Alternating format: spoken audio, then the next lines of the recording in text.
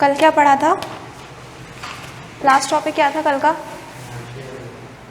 है ना? तो अपन कल क्या पढ़ चुके हैं? महात्मा गांधी के बारे में पढ़ चुके हैं, सत्याग्रह पढ़ चुके हैं, ठीक है, और जलियांवाला बाग मूवमेंट पढ़ चुके हैं, रॉलेट एक्ट पढ़ चुके हैं, ठीक है। उसमें क्या क्या हुआ था? तो बेसिकली रॉलेट एक्ट जो था और जलियांवाला बाग जो था, तो इन सब के वजह से जो लोग थे वो बहुत ज़्यादा गुस्सा ऑलरेडी हो चुके थे। मतलब अब लोगों में जो एंगर था वो बहुत ज़्यादा डेवलप हो चुका था, ठीक है। सारे लोग ऑलरेडी ब्रिटिशर से बहुत परेशान थे।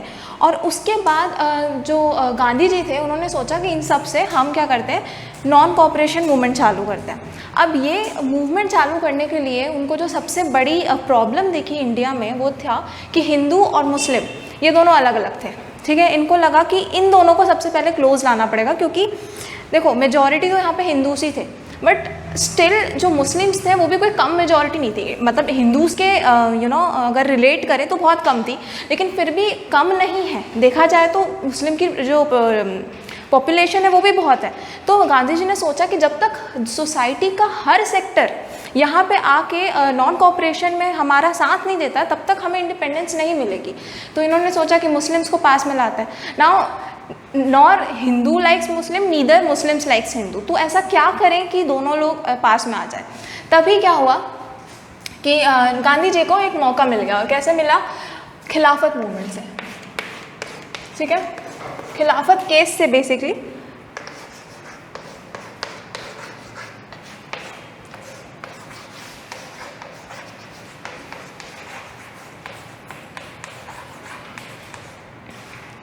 ठीक है। तो एक जगह का नाम है ऑटमन, ठीक है, जो अभी की टर्की है, ठीक है। अभी उस जगह का नाम टर्की है, लेकिन पहले उसका नाम ऑटमन था। और ऑटमन का जो एम्परर था उसको हम स्पिरिचुअल हेड मानते थे। किसका? इस्लामिक वर्ल्ड का। इस्लामिक वर्ल्ड का स्पिरिचुअल हेड मानते थे किसको? ऑटमन जो कंट्री थी उस टाइम पे, जो किंगडम था, उसके राजा को हम स्पिरिचुअल हेड मानते थे इस्लामिक वर्ल्ड का। तो अगर उसे कुछ भी होता है तो मुस्लिम्स को बहुत ज़्यादा फ़र्क पड़ेगा, सारे मुस्लिम्स को बहुत फ़र्क पड़ेगा अगर उसको कुछ भी होता है तो अब इस वजह से जो ये ऑटमन थी वो बेसिकली ये जो अपना फर्स्ट वर्ल्ड वॉर हुआ था वो हारने वाली टीम के उस पर थी और वो हार गई थी बेसिकली। तो जब वो हारी तो ऐसे र्यूमर्स फैले, ठीक है, सारी जगह ऐसे र्यूमर्स फैले कि क्योंकि जब भी वॉर होता है तो जो कंट्री हारती है, ठीक है, तो उसको बहुत हार्श ट्रीट किया जाता है उस पर। अब तुम हार चुके हो, तुम्हें हम कुछ भी बोले तुम्हें मानना पड़ेगा, ठीक है। तो सबको लग रहा था कि अब उन्हें बहुत परेशान किया जाएगा। तो इस वजह से जो मुस्लिम्स थे वो काफ़ी दुखी थे। गांधी जी ने सोचा कि हमें इसी चीज़ का फ़ायदा उठाना है और उन्होंने मुस्लिम्स और हिंदू को पास में लाने के लिए किसका यूज़ किया? ये खिलाफत वाले जो केस था उसको यूज़ किया, ठीक है। ये ऑटमन में जो टर्की है उसके जो राजा के साथ ये सब हो रहा था उसे किसी तरह रुकवाना चाहा, क्योंकि अगर उसे रुकवाने की कोशिश होगी तो सारे मुस्लिम जो हैं गांधी जी के टीम में आ जाएंगे और इन टर्न हिंदूज के टीम में आ जाएंगे, ठीक है। तो ये चीज़ें हुई, है ना। सो ये लिख लो,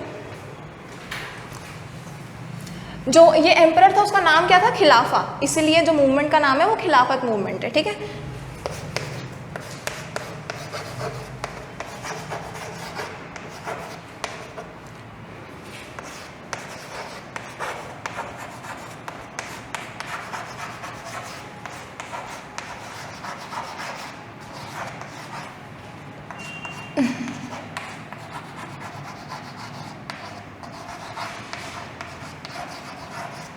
ठीक है, खिलाफा कौन था? Spiritual head of Islamic world, ठीक है। और ये कहाँ का एम्परर था? एम्परर ऑफ ऑटमन, ठीक है, जो कि हार गई थी वर्ल्ड वॉर 1 में,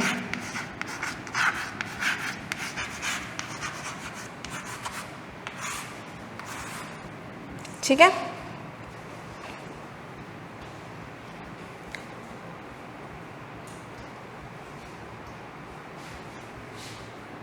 यहाँ पे क्लोथ, ओके, ठीक है। तो र्यूमर्स फैले, ये पॉइंट लिखते जाना।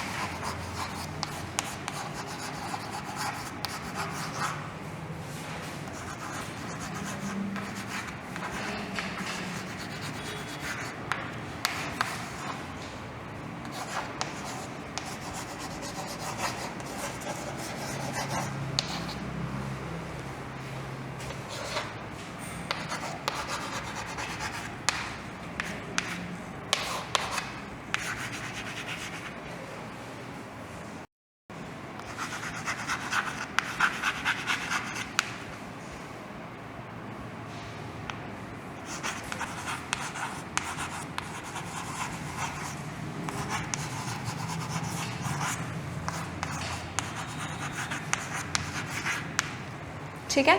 तो क्या हुआ कि र्यूमर्स फैले कि बहुत हार्श पीस ट्रीटी फाइल होने वाला है किसके ऊपर, मतलब खिलाफा के ऊपर, ठीक है। 10 मुस्लिम्स जो थे, क्योंकि वो स्पिरिचुअल हेड था तो मुस्लिम बहुत गुस्सा हुए इस बात से, ठीक है।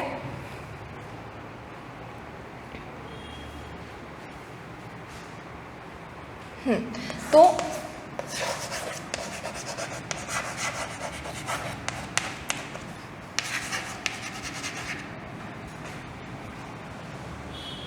Gandhi ji saw it as an opportunity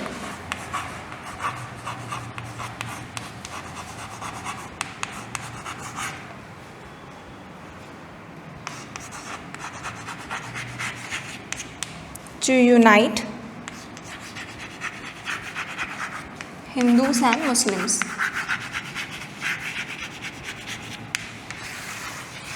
तो गांधी जी ने इसको कैसे लिया, एक अपॉर्चुनिटी की तरह लिया कि इससे हम हिंदू और मुस्लिम्स को एक साथ मिला देंगे। और फिर इन्होंने एक खिलाफत कमेटी बनाई,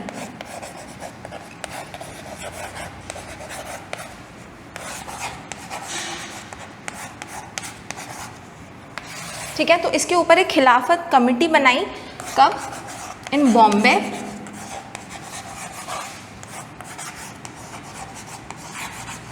मार्च 1919 में।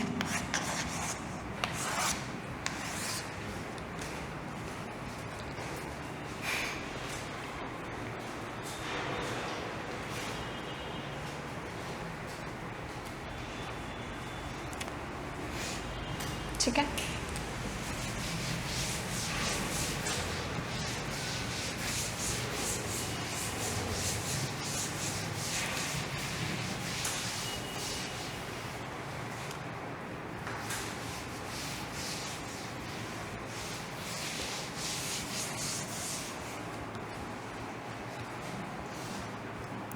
तो ये कमेटी के लीडर कौन थे बेसिकली, शौकत अली और मोहम्मद अली।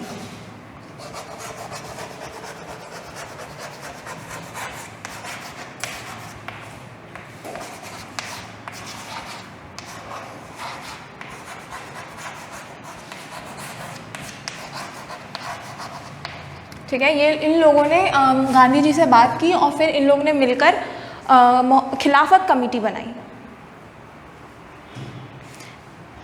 और गांधी जी ने बोला, गांधी जी ने डिसाइड किया कि अब हम नॉन कॉपरेशन, अभी डिसाइड किया है, अभी किया नहीं है, अभी इन लोगों ने डिसाइड किया कि अब हम नॉन कॉपरेशन मूवमेंट चालू करेंगे, जिसमें स्वराज के लिए, मतलब ये मूवमेंट दो चीज़ों के लिए हो रहा है। स्वराज के लिए भी, स्वराज मीन्स फुल इंडिपेंडेंस, ठीक है। स्वराज मतलब कि फुल इंडिपेंडेंस के लिए हो रहा है और साथ में खिलाफत के लिए भी हो रहा है। तो जब दो रीजन्स होंगे तो मुस्लिम्स और हिंदू दोनों इसमें मिले हुए होंगे, ठीक है।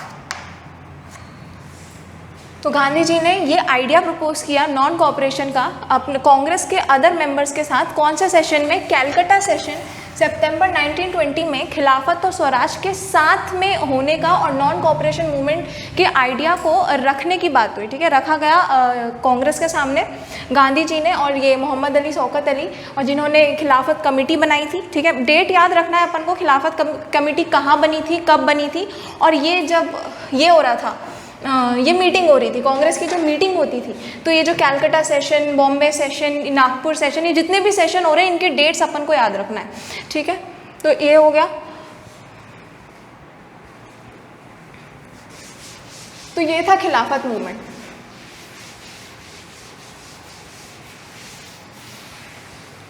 सबसे पहले अपन ने क्या पढ़ा था खिलाफत मूवमेंट में, कि खिलाफत मूवमेंट किसके बचाव के लिए रखा गया था, बेसिकली खिलाफा के बचाव के लिए। वो खिलाफा कौन है? खिलाफा स्पिरिचुअल हेड है इस्लामिक वर्ल्ड का, और ये ऑटमन सिटी का एम्पायर है, और ये हार चुका था फर्स्ट वर्ल्ड वॉर में, और इसके ऊपर बहुत हार्श पीस ट्रीटी इम्पोज करने जा रही थी। तो इसके ऊपर सारे मुस्लिम्स जो थे वो बहुत परेशान थे, और इसलिए शौकत अली, मोहम्मद अली और गांधी जी ने मिलकर ये सोचा कि चलो हम ये खिलाफत मूवमेंट के लिए कमेटी बनाते हैं, खिलाफत कमेटी, जो कि बॉम्बे मार्च 1919 में बनी। और इसका एक ही मकसद था कि हम नॉन कॉपरेशन मूवमेंट करेंगे, ठीक है, जिसमें खिलाफत मूवमेंट भी इंडल्ज होगा और स्वराज भी इंडल्ज होगा। और गांधी जी का क्या मकसद थी इस चीज़ से, कि हिंदूस और मुस्लिम साथ में आ जाएंगे और इससे एक मेजर इम्पैक्ट क्रिएट होगा ब्रिटिशर्स के अगेंस्ट। सो ये था खिलाफत मूवमेंट।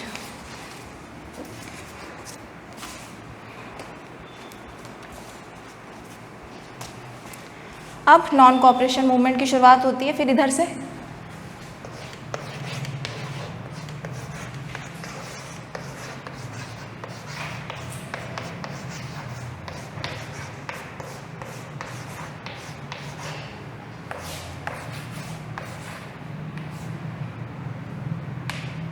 क्या स्पेलिंग होती है मूवमेंट की।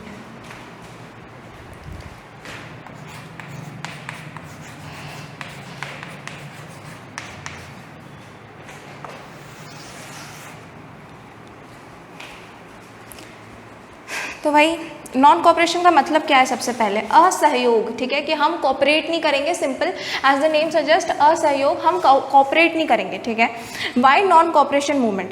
अब गांधी जी जो थे उनका ये मानना था, और बेसिकली उन्होंने अपने एक बुक हिंद स्वराज नाम की जो बुक थी उसमें ये लिखा कि अगर हम कॉपरेट करना बंद कर देंगे, हम कौन, हम इंडियंस, अगर कॉपरेट करना बंद कर देते हैं ब्रिटिशर्स को, तो अपने आप जो ब्रिटिशर्स की ये जो रूल चल रहा है इंडिया पे, वो 1 साल के अंदर अंदर ख़त्म हो जाएगा, ठीक है। सारे ब्रिटिशर्स नहीं आए, ठीक है, इंडिया पे रूल करने के लिए। इंडिया के रेलवेज उन्होंने नहीं बनाए अपने काम के लिए, ठीक है, उन्होंने अब रूट्स नहीं बनाए खुद, सारे ब्रिटिशर्स ने लेबरिंग नहीं करी है, ठीक है। वो कौन थे? वो इंडियंस थे। हमने उनकी बात मानी, हमने उनकी बात सुनी, हमने उनके आर्मी में भर्ती हुए, हमने उनकी सिविल सर्विसेज ज्वाइन करी, हम उनके इंस्टीट्यूशंस में टीचर्स बने, और हम ही बेसिकली उनके फॉरेन गुड्स भी खरीद रहे थे। तो जब हम ही सब कुछ कर रहे हैं और बेसिकली हम ही कॉपरेट कर रहे हैं, जिसकी वजह से ब्रिटिशर्स थे वो यहाँ पे रूल कर रहे थे, अगर किसी तरह हम कॉपरेट करना बंद कर दें तो क्या होगा कि ब्रिटिशर्स का रूल बहुत जल्दी ख़त्म हो जाएगा। ऐसा हिंद स्वराज में गांधी जी ने लिखा। तो सबसे पहला पॉइंट,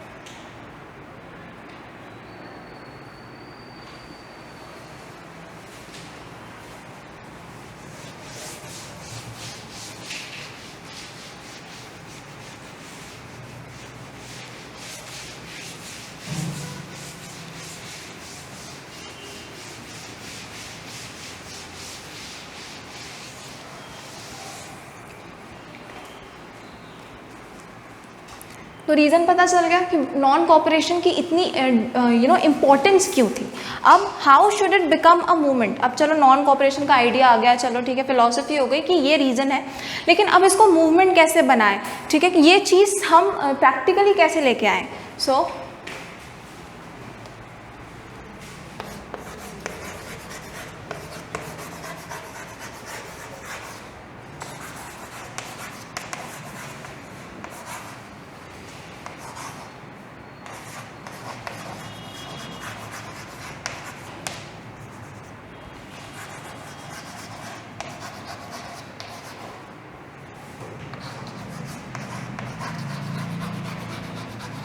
इस नॉन कॉपरेशन के आइडिया को हम मूवमेंट कैसे बनाएं।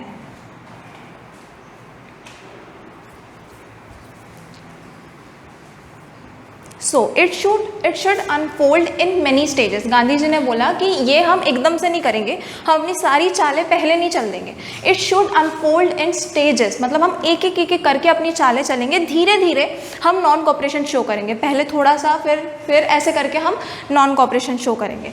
तो फिर इन्होंने सबसे पहले क्या किया, surrender of titles that government gave, ठीक है, मतलब जितने भी टाइटल्स इंडियन पीपल्स को गवर्नमेंट ने दिया हुआ, गवर्नमेंट उस टाइम की कौन थी, ब्रिटिशर्स, तो ब्रिटिशर्स ने जितने भी टाइटल्स उस टाइम पे आपको दिए हुए हैं वो सारे टाइटल्स छोड़ दो, ठीक है। सबसे पहली चीज़ उन्होंने क्या बोली कि जितने भी टाइटल्स आपको दिए हुए हैं टाइटल्स छोड़ दो।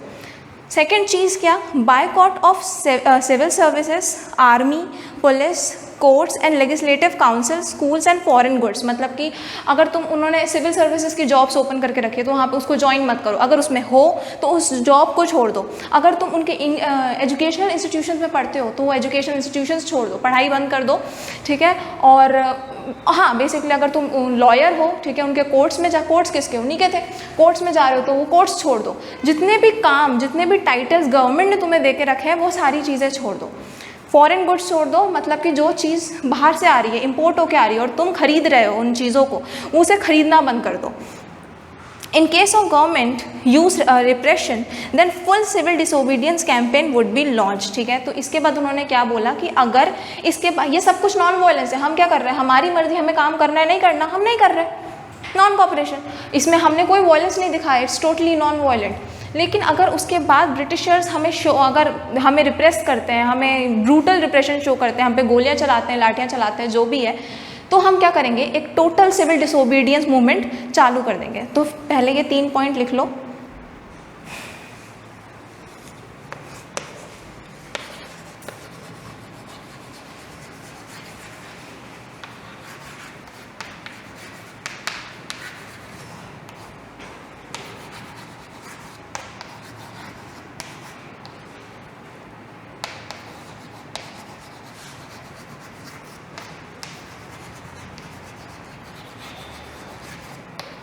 Surrender of titles that government awarded, surrender मतलब कि छोड़ दो, leave the titles which has been awarded by government.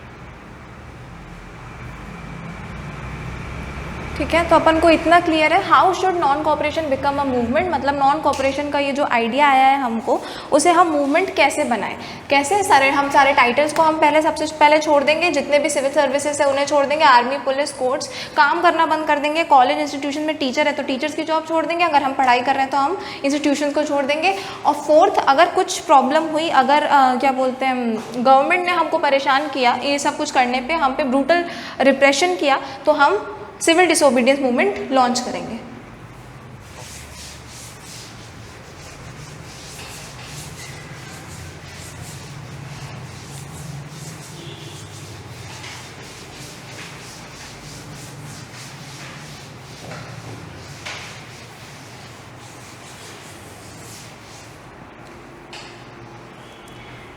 जब ये क्लियर हो गया कि अब हमको नॉन कोऑपरेशन करना है खिलाफत के साथ, तो जो शौकत अली थे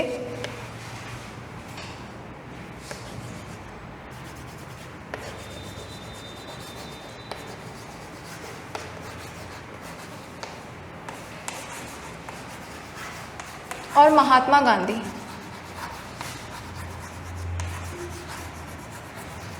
इन्होंने क्या किया, टूर करना चालू किया अलग अलग जगह पे, और ये मोबिलाइज मतलब कि ये बात फैलानी चालू करी कि ऐसा नॉन कोऑपरेशन मूवमेंट कुछ होगा, और उसके लिए सपोर्ट गेन करना चालू किया। उन्होंने लोगों को बेसिकली स्पीचेस देके अपने फेवर में करने की कोशिश की, और सिर्फ सपोर्ट गेन किया किसने, शौकत अली और महात्मा गांधी ने।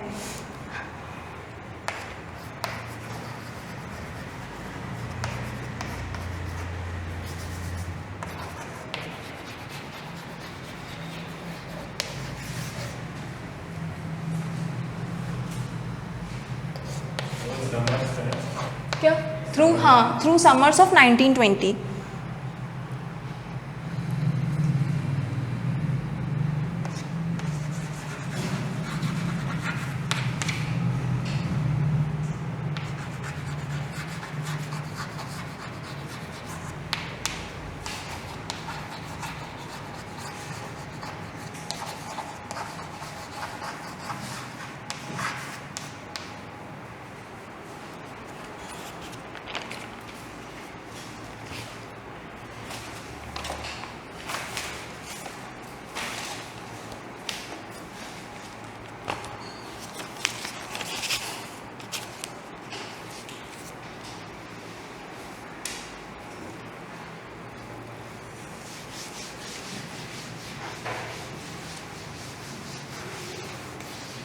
लेकिन क्या ये इतना आसान था, हमने नॉन कोऑपरेशन के बारे में सोचा और हम उसको इम्प्लीमेंट कर दें, हमने प्लानिंग भी कर ली कि ओके फाइन हम इस तरह से अपनी चालें चलेंगे, इस तरह से हम नॉन कोऑपरेशन को यूज़ करेंगे। लेकिन क्या ये इतना ईजी था, कोई प्रॉब्लम्स नहीं थी, बहुत कुछ प्रॉब्लम्स थी, कुछ लिमिटेशंस थी जो अभी भी चालू करने से रोक रही थी, कुछ चैलेंजेस थे बेसिकली। सो उन चैलेंज में क्या था, leaders within Congress were reluctant to boycott council election, मतलब कि हम क्या कर रहे हैं, हम जितने भी ब्रिटिशर्स के प्रोवाइडेड जो भी सुविधाएं हैं या जो भी फॉरेन गुड्स है सब कुछ छोड़ रहे हैं, तो हमें इलेक्शंस भी छोड़ने पड़ेंगे। और इलेक्शंस कौन करवाता था उस टाइम पे, गवर्नमेंट करवाती थी। मैंने कल भी बताया था कि हमें वो किस तरीके से रखती थी, एक डेमोक्रेटिक कंट्री की तरह रखती थी। वो बोलती थी कि हम इंडिया को डेमोक्रेटिक कंट्री की तरह रख रहे हैं। तो अगर डेमोक्रेसी है इंडिया में, तो ऑब्वियसली बात है कि इलेक्शंस होंगे। वो इलेक्शंस कौन करवाती थी, हमारी गवर्नमेंट, यानी कि उस टाइम पे ब्रिटिश हमारी इलेक्शंस करवाती थी। और अगर हम सब कुछ छोड़ रहे तो बेसिकली हमें इलेक्शंस भी छोड़ने पड़ेंगे। तो इलेक्शंस छोड़ना मतलब क्या, इलेक्शंस छोड़ना मतलब कि जो भी लीडर्स हैं या जो भी कैंडिडेट्स हैं जो कि इलेक्शन में पार्ट ले रहे हैं उनका छोड़ दे, मतलब तो जो भी कैंडिडेट्स हैं जो इलेक्शन में पार्ट ले रहे हैं उनका इलेक्शन में पार्ट ना लेना इज़ द थिंग कि हम इलेक्शंस को छोड़ रहे हैं। तो बहुत सारे जो लीडर्स थे उनको ये बात मंजूर नहीं थी, या फिर वो थोड़े डर रहे थे कि हम कैसे इलेक्शंस छोड़ दें। मतलब हमको इलेक्शन में पार्ट लेने का मौका मिला है और आप कह रहे हो कि नॉन कोऑपरेशन के नाम पे हम इलेक्शंस छोड़ दें। क्या पता ये जो नॉन कोऑपरेशन मूवमेंट है कभी काम ही ना करे, उसके बाद हम वहाँ पे भी ना जा पाए। तो बेसिकली जो पहला लिमिटेशन था कि कांग्रेस के कई लीडर्स इस चीज़ से डर रहे थे कि हमें इलेक्शन में पार्ट लेने दो, ये मत करो। लेकिन अगर हम ऐसा करते तो ये टोटल नॉन कोऑपरेशन नहीं होता। तो नॉन कोऑपरेशन बनाने के लिए गांधी जी को इन लोगों को बेसिकली मनाना था कि तुम्हें इलेक्शन में पार्ट नहीं लेना है। Second, some people in Congress were feared about that the movement may become violent. जैसे कि पिछला जो रॉलेट सत्याग्रह हुआ था वो सत्याग्रह था, बेसिकली रॉलेट सत्याग्रह था। वो गांधी जी ने बोला था कि इसमें कोई वॉयलेंस नहीं होना चाहिए, लेकिन क्या उसमें वॉयलेंस नहीं हुआ? नहीं, लोगों को जैसे ही गुस्सा आया उन्होंने वॉयलेंस कर दिया, उन्होंने पुलिस स्टेशन पे अटैक करना चालू कर दिया। तो बेसिकली हमने सोचा ये था कि वॉयलेंस नहीं होगा, सत्याग्रह हमने बुलाया, रॉलेट सत्याग्रह बोला इस पूरे मूवमेंट को, सत्याग्रह मीन्स नो वॉयलेंस, लेकिन वॉयलेंस तब भी हुआ। इसीलिए जो कुछ लीडर्स थे वो इस बात से डर रहे थे कि अगर ये मूवमेंट फिर से होता है तो पिछली बार की तरह कहीं इसमें भी वॉयलेंस ना हो जाए, लोग कहीं भड़क ना जाए। और बात ये नहीं है कि लोग भड़क जाए, इंडियंस भड़क जाए, we were not that capable कि तुम भड़क जाओगे, ठीक है, तुम लड़ने पहुंच जाओगे, ठीक है, तुम ब्रेव हो, लेकिन क्या तुम लड़ पाओगे, क्या तुम जीत पाओगे? They have guns, they have good weapons to fight and what you have. Exactly. तो बेसिकली हम अगर वॉयलेंट होते तो उसमें सिर्फ हमारा ही नुकसान था, क्योंकि हमारे पास उतनी फैसिलिटीज़ नहीं थी कि हम उनसे वॉर कर सकें। तो हमारे पास जो एक अच्छा ऑप्शन था वो सत्याग्रह था। और गांधी जी इसी चीज़ से, बेसिकली सारे लीडर्स चीज़ से डरते थे कि कहीं ये मूवमेंट भी पिछली बार की तरह वॉयलेंट ना हो जाए और पिछली बार की तरह इतने सारे जो लोग जिनकी डेथ हो गई रॉलेट सत्याग्रह के चक्कर में वो वापस ना हो जाए। ठीक है, ठीक है। ये और जो थर्ड पॉइंट है 10, हाँ, तो मतलब ये दो चैलेंजेस थे और इनके वजह से बहुत ज़्यादा डिबेट चल रही थी ओपोनेंट्स के बीच में, और जो इसके सपोर्टर्स थे, नॉन कॉपरेशन के जो सपोर्टर्स थे और नॉन कॉपरेशन के जो उसको अपोज कर रहे थे, उन दोनों के बीच में बहुत सारी बातें चल रही थी, बहुत ज़्यादा वो चल रहा था, डिबेट चल रहा था। Finally in Nagpur session of Congress on December 1920 non cooperation programme was adopted. तो फिर इसके ऊपर भी एक मीटिंग हुई, कांग्रेस की मीटिंग हुई, और ये मीटिंग कहाँ हुई? नागपुर में ये मीटिंग हुई। कब? दिसंबर 1920। मैं वापस बोल रही हूँ, ये बहुत इंपॉर्टेंट है। तो मैं सारे जितनी भी मीटिंग्स हो रही है कांग्रेस ये कमेटी की, उन सब की डेट याद रखनी है, कब नागपुर सेशन कब हुआ, ये कब हुआ, वगैरह वगैरह। तो नागपुर सेशन में जब ये इनकी बातें चली, डिबेट्स हुई, और फाइनली नॉन कॉपरेशन को अडॉप्ट कर लिया गया कि ठीक है, अब हम फाइनली नॉन कॉपरेशन कर रहे हैं। ठीक है, तो जो सम चैलेंजेस लिख लो।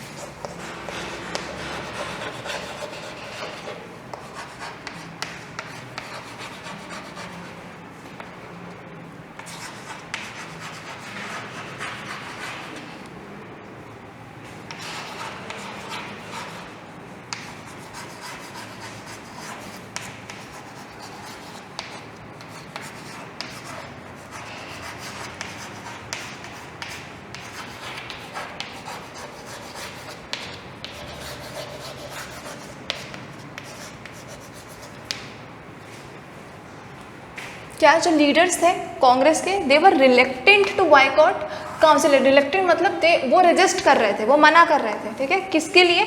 काउंसिल इलेक्शंस में पार्ट नहीं लेने के लिए वो रेजिस्ट कर रहे थे।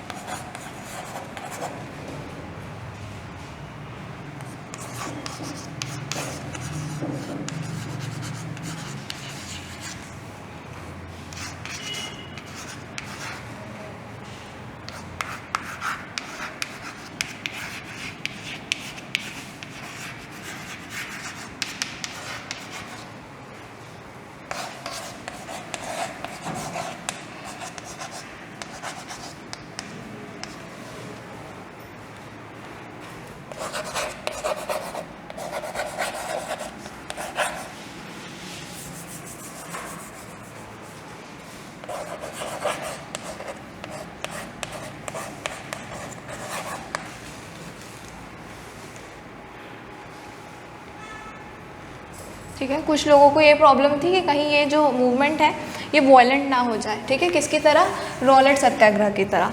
और थर्ड चीज और फिर क्या हुआ, इस वजह से बहुत सारी डिबेट्स हो रही थी, किसमें, सपोर्टर्स और ओपोनेंट्स के बीच में। Finally Nagpur session of Congress कब हुआ था, दिसंबर 1920 में नॉन कोऑपरेशन प्रोग्राम को अडॉप्ट कर लिया गया, या अडॉप्टेड लिखा हुआ है।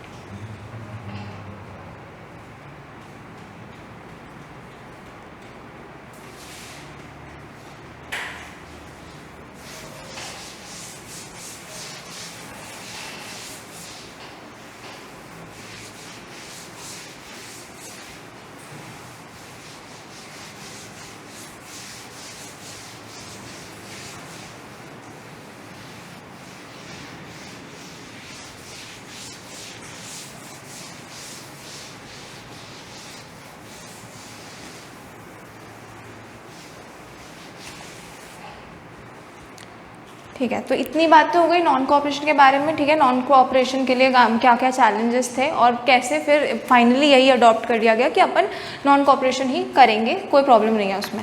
फिर नॉन कोऑपरेशन मूवमेंट इन, मतलब अब जो लोग थे उन्होंने इस पर कैसे रिएक्ट किया, टाउन्स में नॉन कोऑपरेशन कैसे हुआ।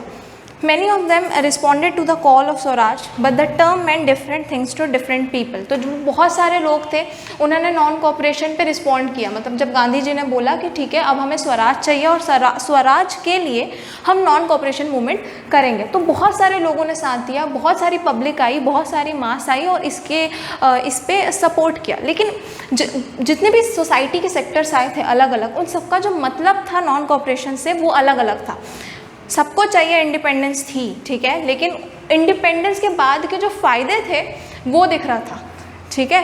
लाइक हमें पेड़ लगाना है, क्यों लगाना है, क्योंकि हमको पेड़ लगाने से हमें कोई प्यार नहीं है, हमारा एनवायरनमेंट साफ़ होगा, हमें फल मिलेंगे, तो हमारे डिफरेंट रीजंस हैं कि अच्छा ठीक है हम पेड़ लगने के बाद हमारा एनवायरनमेंट साफ़ होगा, पेड़ लगने के बाद हमें फ्रूट्स मिलेंगे। तो वही चीज़ थी कि इंडिपेंडेंस के बाद हमारे साथ ये होगा। जैसे कि जो प्लांटेशंस वर्कर्स थे उनको ऐसा लगा कि हम वापस घर जा सकते हैं। प्लांटेशन वर्कर्स की कहानी इफ़ यू नो, कि जो प्लांटेशन वर्कर्स थे उनको उनकी जो सिस्टम थी, उनको जो प्लांटेशन सिस्टम के अंडर रखा हुआ था, basically they can not go home till they had given permission by the Britishers. तो जब तक उन्हें परमिशन नहीं मिल जाती वो घर नहीं अपने गांव नहीं जा सकते थे। तो इसकी वजह से वो परमिशन कभी भी नहीं मिलती थी, वो क्यों परमिशन देंगे, उनको मतलब उनका पैसा आना चाहिए। और पैसा कैसे आएगा, जब जो वर्कर्स है वो काम करते रहेंगे। वर्कर्स को छुट्टी पे अगर घर भेज देंगे तो काम कौन करेगा, तो वो किसी की नहीं सोचते थे, वो छुट्टियां नहीं देते थे। तो जो प्लांटेशन वर्कर्स को लगा अगर हमें इंडिपेंडेंस मिल जाएगी तो हमारी सरकार होगी तो हम घर जा सकते हैं जब भी हो। तो बेसिकली उन्हें इंडिपेंडेंस से प्यार नहीं था, उनको इस चीज़ से प्यार था कि ठीक है फिर हम घर जा सकते हैं। सिमिलरली अलग अलग रीजन सेक्टर से सोसाइटी के, जैसे जो फार्मर्स थे उनको ऐसा लगा कि अगर इंडिपेंडेंस मिल गया तो हमें टैक्स नहीं पे करना पड़ेगा इतना सारा, हमारी लैंड ज़बरदस्ती नहीं छीनी जाएगी। तो इस तरह के अलग अलग मतलब थी लोगों से। So that what it means, the term means non cooperation का ये जो टर्म है, that mean different things to different people, ठीक है।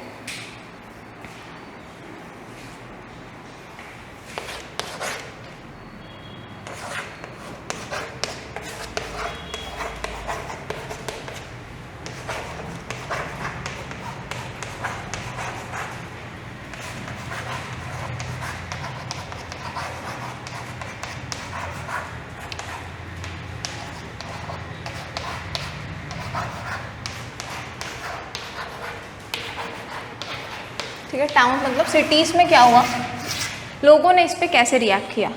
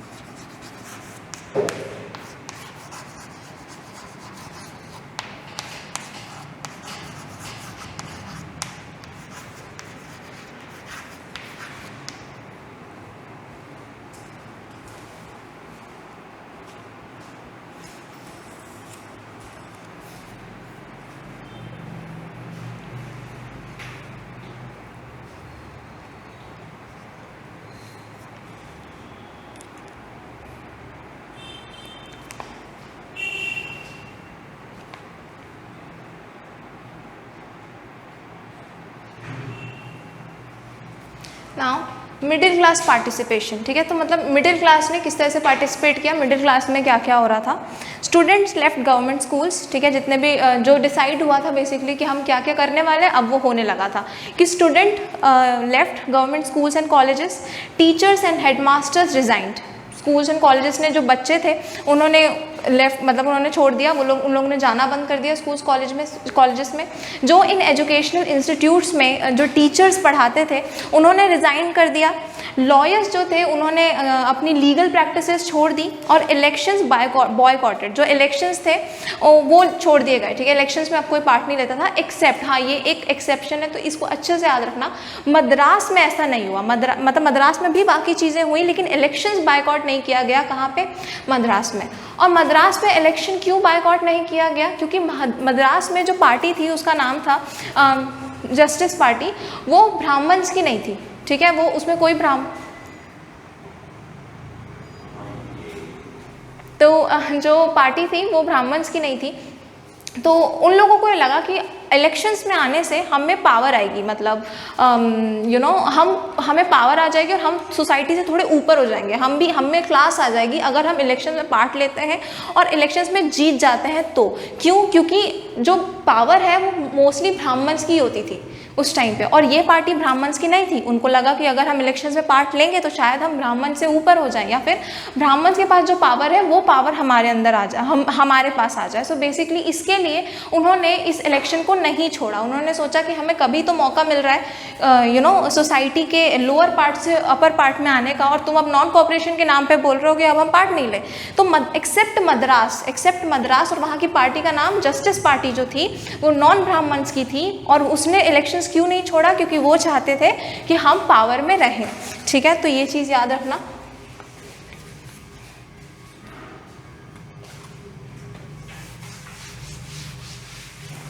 ये लाइट बंद हो गई, चलेगा क्या?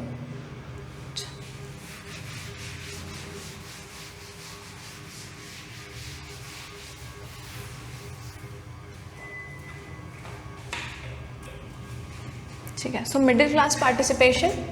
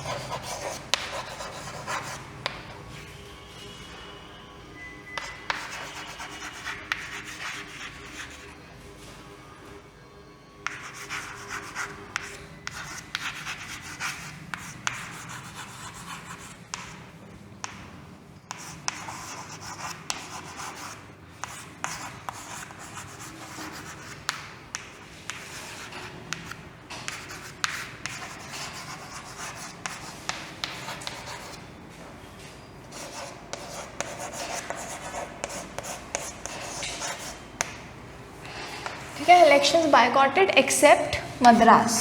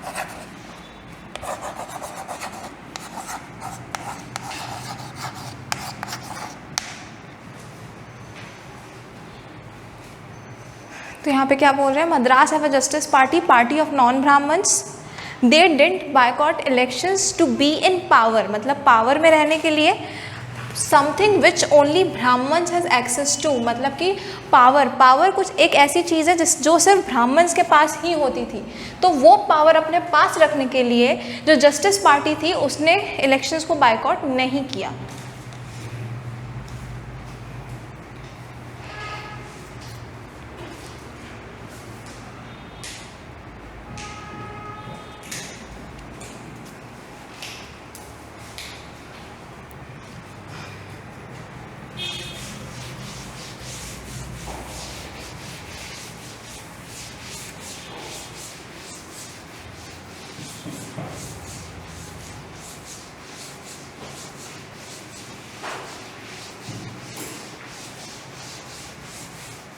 अब हम पढ़ेंगे कि ये लास्ट टॉपिक है आज का, कि इसका अपने हमारी इकोनॉमी पे क्या असर पड़ा, हमारी भी और ब्रिटिशर्स की भी बेसिकली। तो इसके हमारी इकोनॉमी पे ये जो पूरा नॉन कॉपरेशन मूवमेंट हुआ और लोगों ने ये सब बायकॉट कर दिया, फॉरेन गुड्स यूज़ करना बायकॉट कर दिए, फॉरेन क्लोथ्स यूज़ करना बायकॉट कर दिए, तो इन सब से हम पे क्या असर पड़ा।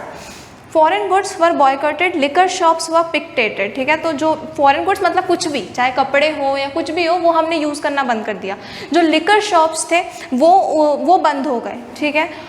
तो जो इम्पोर्ट ऑफ फॉरेन क्लोथ्स था, मतलब जो फॉरेन क्लोथ्स का जो इम्पोर्ट था, जो बाहर से जो कपड़े आते थे, उनसे जो उन कपड़ों से जो हमारा प्रॉफिट होता था, मतलब वो बाहर से जो कपड़े आते थे उन्हें कौन खरीदते थे, हम खरीदते थे। तो हमसे जो ब्रिटिशर्स का प्रॉफिट होता था वो साल में 102 करोड़ मतलब बेसिकली होता था। हाँ, एक साल में 102 करोड़ अराउंड इतना प्रॉफिट होता था। तो इतना प्रॉफिट होता था, लेकिन जब नॉन कॉपरेशन आई, नॉन कॉपरेशन मूवमेंट जिस साल लागू हुआ 1921 से 1922 के बीच में, ये जो हम लोग ये फ़ायदा था ब्रिटिशर्स का 102 करोड़ का, वो सीधे 57 करोड़ हो गया।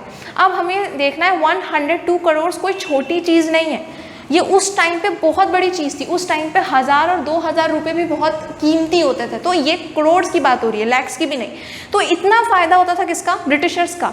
हम गरीब लोग, हम ये जो पीजेंट्स थे, ये जो फार्मर्स थे, अमीर लोग कितने थे, कुछ परसेंट, लेकिन हम लोगों से ही वो इतना कमाते थे जब हम सामान खरीद रहे हैं। और हमारी चीज़ जब वहाँ पे जाके बिकती थी तब तो पूछो ही मत, वो लोग कितना कमा रहे होते थे। तो जो भी है, ये एक बहुत बड़ा फ़ायदा है नॉन कॉपरेशन का, बहुत एक सक्सेस है नॉन कॉपरेशन की, कि हमने उनका जो प्रॉफिट था ऑलमोस्ट हाफ कर दिया। जिस साल नॉन कॉपरेशन लगा उस साल उनका जो प्रॉफिट था वो ऑलमोस्ट हाफ हो गया, ठीक है।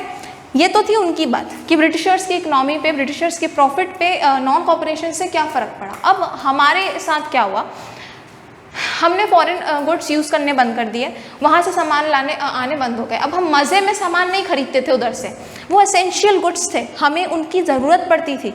तो अगर तुम उधर से नहीं खरीद रहे हो तो किधर से तो खरीदोगे ना। तो वो अब क्या हुआ, इंडिया में प्रोडक्ट्स बनने लगे, जितने बन पाए। जो क्लोथ्स थे वो इंडिया के जो हैंडलूम्स थे, इंडिया के जो फैक्ट्रीज थे, मिल्स थी, वो चालू हो गई, उनका प्रॉफिट बढ़ गया। क्यों? क्योंकि अब इंडिया के पास नॉन कॉपरेशन के कारण एक ही ऑप्शन बचता था, क्या, कि अब तुम इंडियन प्रोडक्ट्स खरीदो। तो वो लोग क्या यूज़ करने लगे, खादी, ठीक है। फॉरेन क्लोथ्स की जगह पे वो लोग खादी यूज़ करने लगे, और जो खादी से जो प्रॉफिट होने लगा वो बढ़ गया। तो हमारी इकोनॉमी बेसिक, हमें फ़ायदा होने लगा, हमारी इकोनॉमी बढ़ी, और उनकी जो इकोनॉमी थी उसका प्रॉफिट ऑलमोस्ट हाफ हो गया।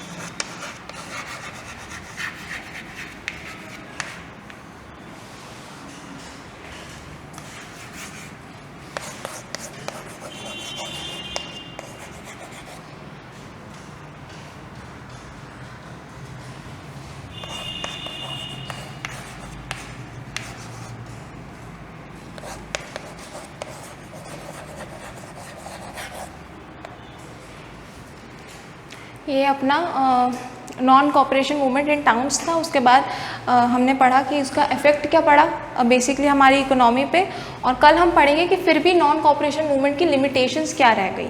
ठीक है, आज के लिए ये इंक्रीज्ड।